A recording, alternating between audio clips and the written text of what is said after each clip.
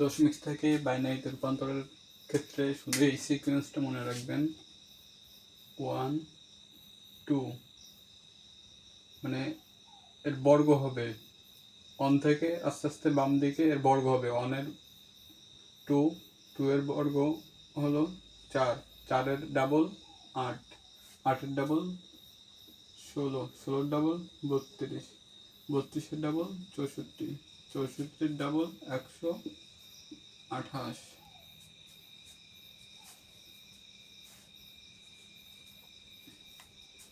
এখন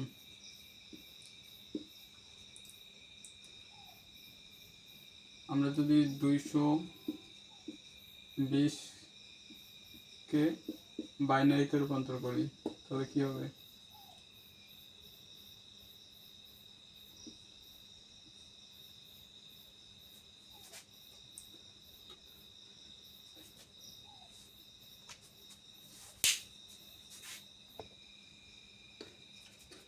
এখন আমরা এই কোশ্চেনটা সলভ করার জন্য এখানে 220 দশমিক আছে, এটা নির্ণয় করার জন্য আমরা 220-এর কাছাকাছি মান নেব। 256 নিলে হচ্ছে না, 128 নেব।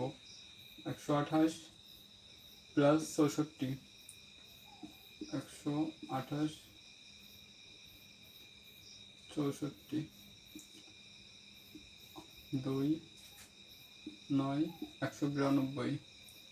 যেটা নেব সেটা অন, এটা নিয়েছি, এটা 1। এবার নেব হলো 16,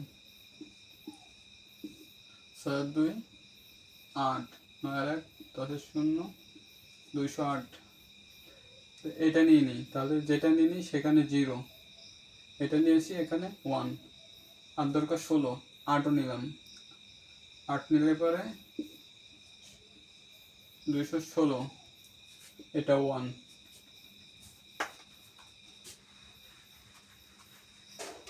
যেটা নিব সেটাই 1, আর দরকার 4, এই 4ও নিলাম, তাহলে এটা 1।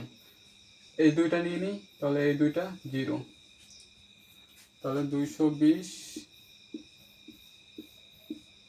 দশমিক থেকে বাইনারিতে রূপান্তরের ক্ষেত্রে হবে 1 1 0 1 1 1 0 0 1 1 0 1 1 1 0 0। ঠিক এভাবে প্রত্যেকটা অঙ্ক এই সিকোয়েন্স অনুযায়ী করে ফেলা যায়, সে যত বড়ই হোক।